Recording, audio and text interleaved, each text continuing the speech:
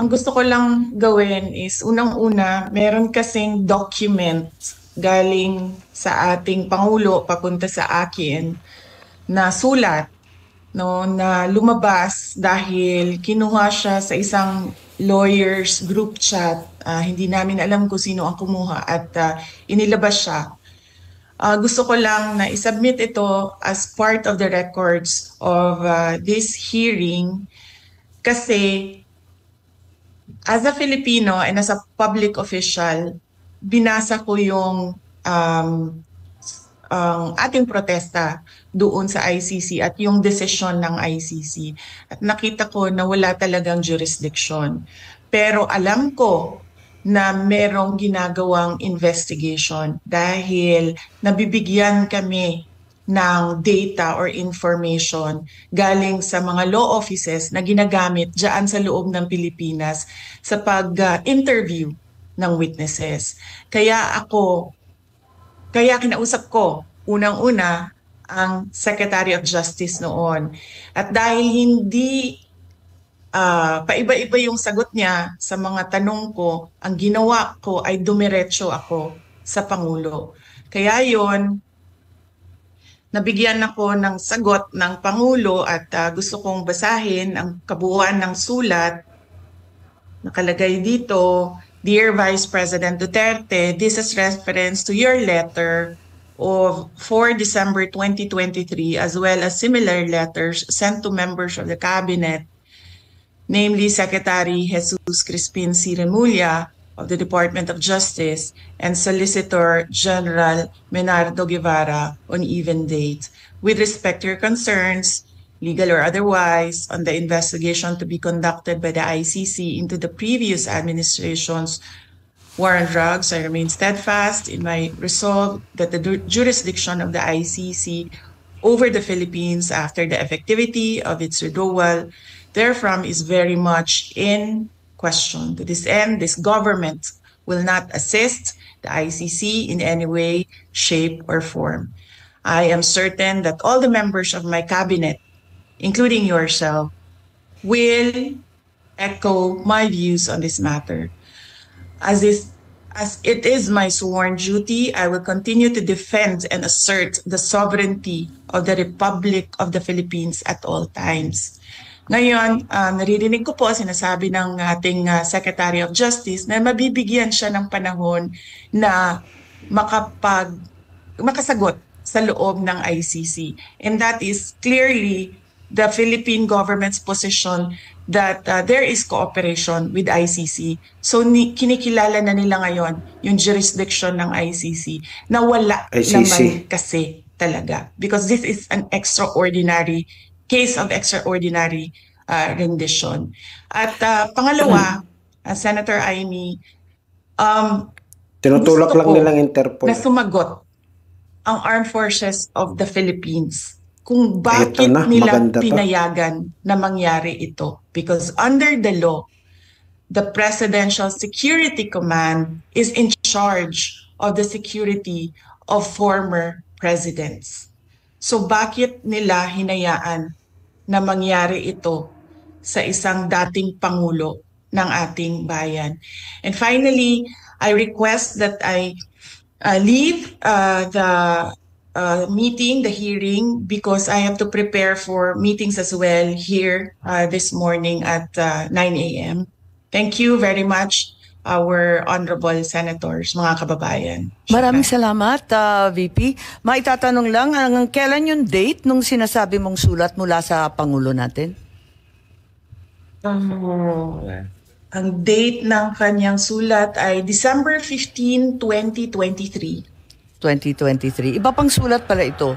At maraming salamat at hihingin natin ang sagot ng ating AFP tungkol sa PSG at yung okasyon sa Villamor.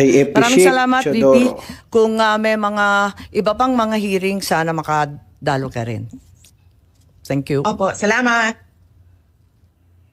Okay, I think that's posited to Secretary Teodoro.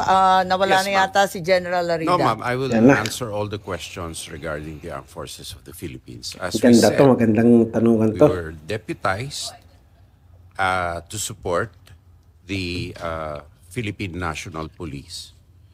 And it is part of the constitutional duty of the armed forces to follow processes. And if we were to question those orders, even under color of law, under color of right, then it would amount to the armed forces acting unilaterally on its own, which is anathema to civilian authority over the military. As we said, our jurisdiction ends in providing support to the Philippine National Police. And with respect to the Presidential Security Command, that is a highly secure unit, and operational security is strictly followed. That ends my response, Your Honor. Yes, nakakapagtaka lang kasi facility ninyo yung Villamor. Ang inimbita namin yung Air Force. Wala po rito. Bakit? Your Honor, because of the fact that we will not go into operational details, and Something fishy. I made the call that the armed forces will answer in the light of our supporting role and not principal role to the Philippine National Police. Yes, pero narito si General Larida. Anong nais niyo yung sabihin? Madam Chair, I defer to the wisdom of the Honorable Secretary of National Defense. That is, the AFP's role is to support the Philippine National Police. Thank you, Madam Chair. Kahit sa Villamor mismo. Bakit? Kahit sa lugar ninyo mismo, kampo ninyo eh. Yes, sir. Yes, Madam Chair. Ganon. O sige, ganun lang Grabe, sagot. So, tatakip-takipan na to. okay. Balikan po natin itong enforceability ng ICC warrant. Sa pakiwari ba ninyo yung nasa constitution natin, yung sinasaad ulit-ulit ng ating Professor Medina, Article 3, Section 2, na kinakailangan may arrest warrant issued upon discovery of probable cause by a judge, a Filipino judge. Sa palagay ba ninyo, yung judge dito kasama na yung ICC judge? Ma'am, we invoke the sub judice rule, ma'am. We cannot answer any more questions relating to the arrest. So sa palagay ninyo, yung ICC, does it have any Magaling judicial din dun power in the si- Philippines? Kasi di ba yung judicial power sa Boying atin, Rimulya. klaro-klaro naman. Article 8, ang liwanag, di ba? Supreme Court and such lower courts, di ba? Recognized by the Republic Act 9851. Anong recognized ng 9851? Wala naman sinabi doon tungkol sa judicial. International Tribunal. Sorry? International Tribunal, ma'am. Can I read the provision again into the record? No, we've read it and Yes. you're all very, very familiar. Yes. Opo. So, ang sinasabi nyo, ICC hindi po kasama. Yun lang, yes or no lang po. Basta sinabi yung International Tribunal, it belongs to that class, ma'am. Sa palagay ninyo, International Tribunal, sakop na yung ICC. Kahit Sakop po, sakop. Ito, malinaw po eh. Pero Oh. hindi na tayo member, di ba? Sabi ng DFA. Hindi ho naman yung membership ang pinag-uusapan dito eh. Ang pinag-uusapan po rito, crimes against humanity.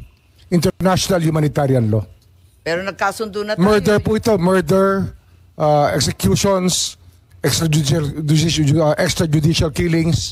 Ito po yung sinasakop ng IHL mo. Sige. Balik tayo sa Prosecutor General kasi agree to disagree na naman tayo.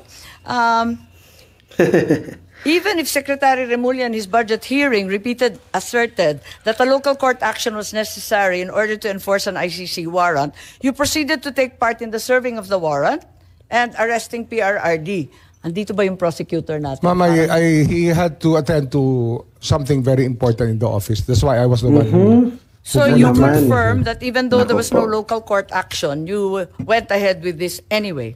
Yes, ma'am. Yes, of course you can. Confirm. But ma'am, can we lessen our discussion on this because it's sub judice, ma'am.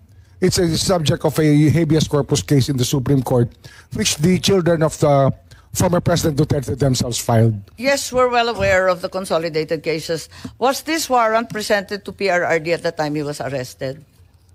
Kasi may katanungan, di ba? At may sinasabi si Attorney Medialdea na hindi daw pinakita sa Pangulo. Pwede bang may sumagot? So ito na yung tinatanong dito, yung warrant of arrest na meron daw bang warrant of arrest na pinakita kay dating Pangulong Rodrigo Roa Duterte. Sa tingin ko itong mga tao na to talaga nagtuturuan na sila eh. Si Gibo Chodoro, si Boying Remula, John Vic Remula, tsaka si Secretary Anyo ba yun? Eduardo Anyo, yun. Talagang mahuhuli din to, mahuhuli din at mahuhuli yung mga ginagawa nilang ganito. Sana is makamit na yung katarungan na para sa bayan, para maiwasan natin yung mga ganitong pagkakawatak-watak.